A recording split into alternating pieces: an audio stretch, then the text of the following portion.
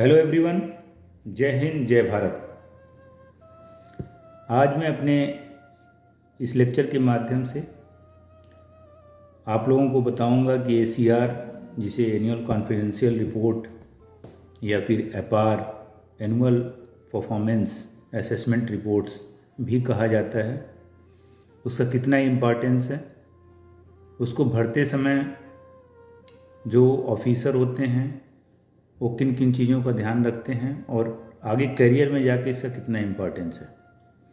साथ ही में बीच बीच में जो वेरियस कॉन्स्टिट्यूशनल कोर्ट्स के जजमेंट हैं उसके हवाले से ये बताने की कोशिश करूँगा कि किस केस में एपीआर को एडवर्स रिमार्क से भरे जाने के बाद जो एप्रेजी है या फिर जिसका एसीआर या एपआर लिखा जा रहा है उसको क्या बेनिफिट होता है, कैसे वो एक्सपंज किया जा सकता है।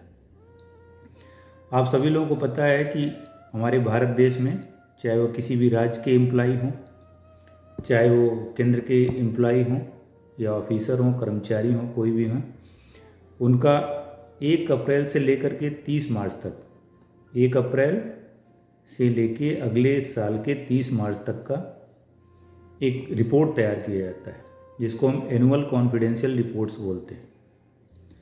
और अभी इसका नाम चेंज होकर के केंद्रीय कर्मचारियों के लिए अपार हो गया है, जिसका मतलब है एनुअल परफॉर्मेंस असेसमेंट रिपोर्ट्स।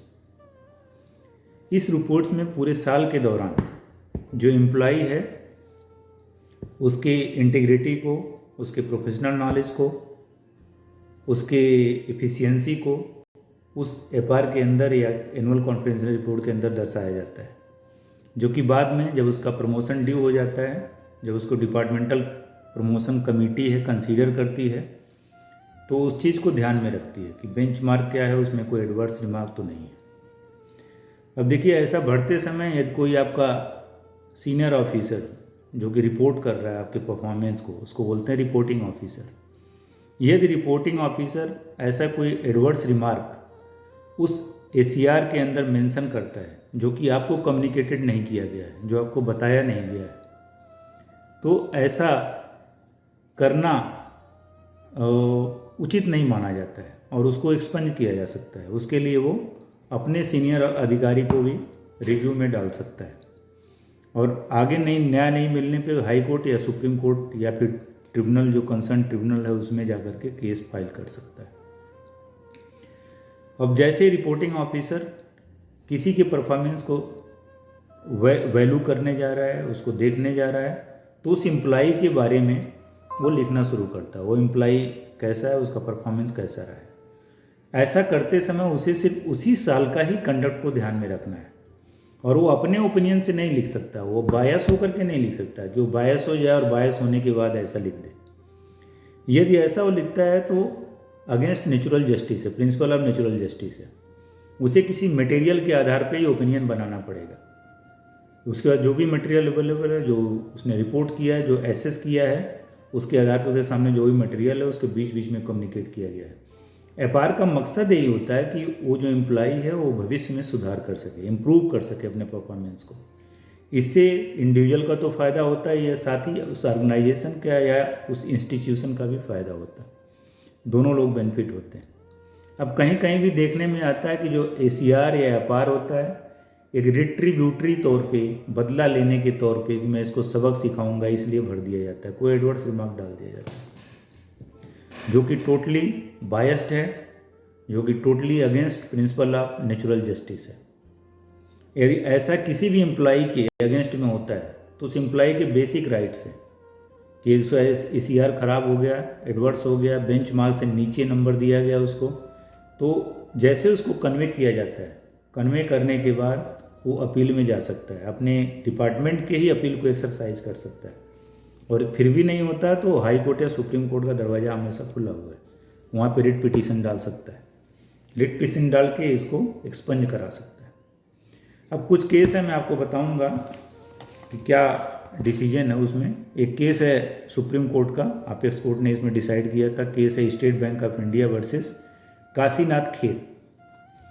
इसमें सुप्रीम कोर्ट ने कैटेगोरिकली हेल्ड किया था कि जो एपीआर भरते हैं उसका ये मकसद होता है कि उस एम्प्लॉई को एक अपॉर्चुनिटी देना, इस मौका देना कि उसके अंदर जो भी कमी पाई गई है, जो भी कमी रिपोर्टिंग ऑफिसर ने देखा है, उसे वो सुधार सके, अपने अनुशासन को ठीक कर सके, जो कंसर्न पॉइंट ऑफ कंसर्न है उसको वो ठीक कर सके।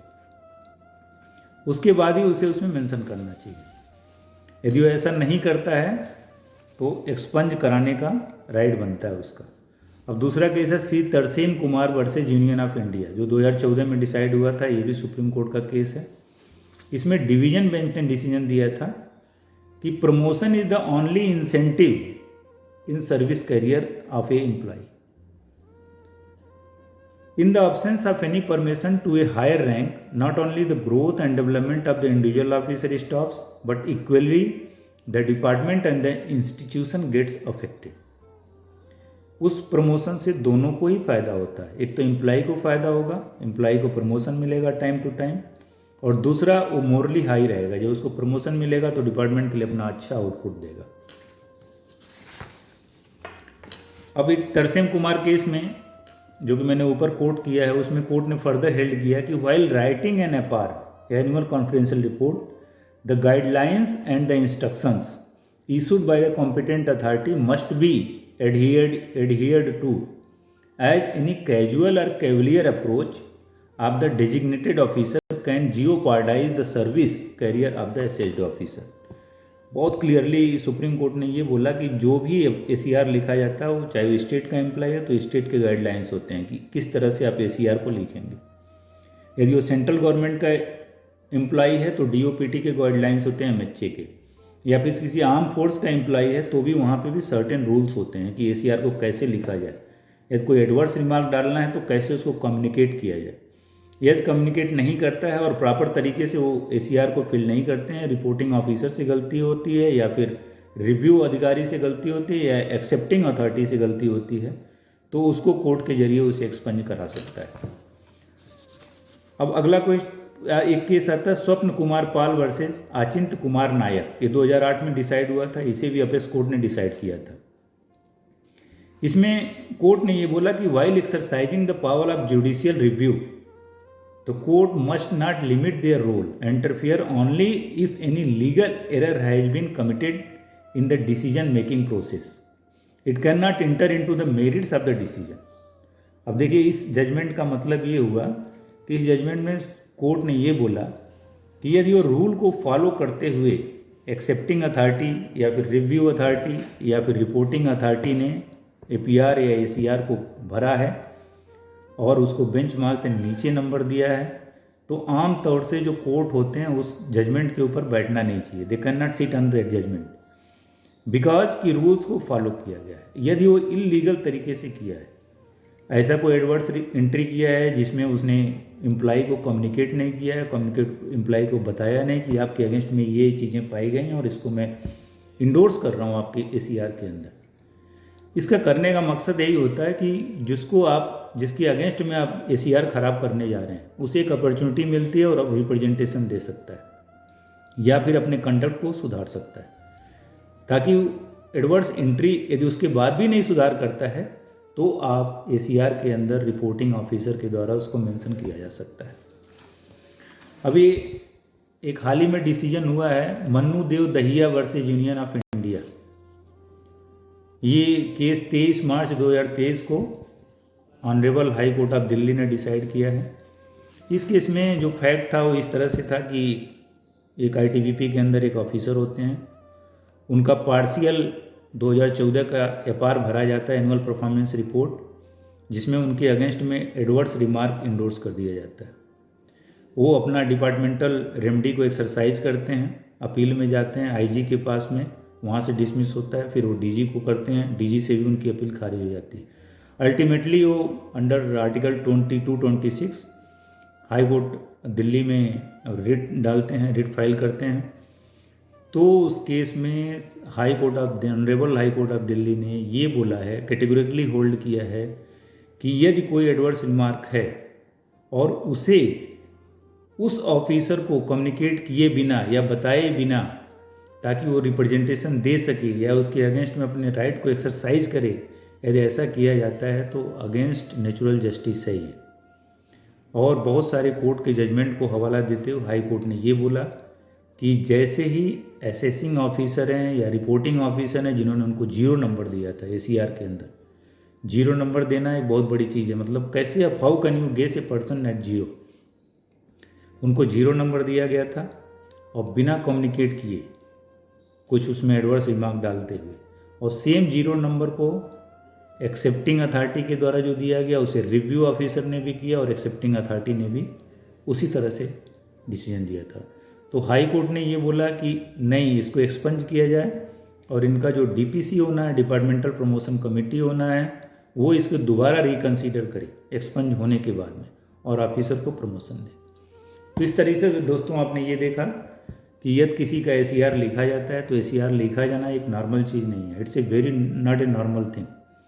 The person who right, the officer who right the ACR or APAR has to follow certain rules which is laid down by the concerned state, by the central government. Then only if he or she is putting any adverse remark, it must be communicated to the employee of whom the ACR is being written. यदि ऐसा वो नहीं करता है तो उसके जो natural justice के राइट हैं वो अफेक्टेड, बैडली अफेक्टेड होते हैं, उसे टाइम से प्रमोशन नहीं मिलता है और इसका खामियाजा ये होता है इंडिविजुअल काम करना बंद कर देता है। जहाँ एक तरह से उसको प्रमोशन नहीं मिला और डिपार्टमेंट का भी काम रुक जाता है, और उसके कैरियर में जो प्रमोशन ही तो एक ऐसी इंसेंटिव है जो उसे काम करने के लिए मोटिवेट करती है, तो वो इंसेंटिव उसे नहीं मिल पाता है। जी हाँ दोस्तों, थैंक यू वेरी मच। मैंने एक छोटा सा लेक्चर तैयार किया था ACR या APAR के ऊपर। यदि आपका कोई फीडबैक होता है, एडवाइस होता है, तो मैं और भी अच्छा मटेरियल है इसके बाद मैं इसको पार्ट 2 करके एक और लेक्चर बना सकता हूँ। Thank you very much for giving me attention. जय हिंद, जय भारत।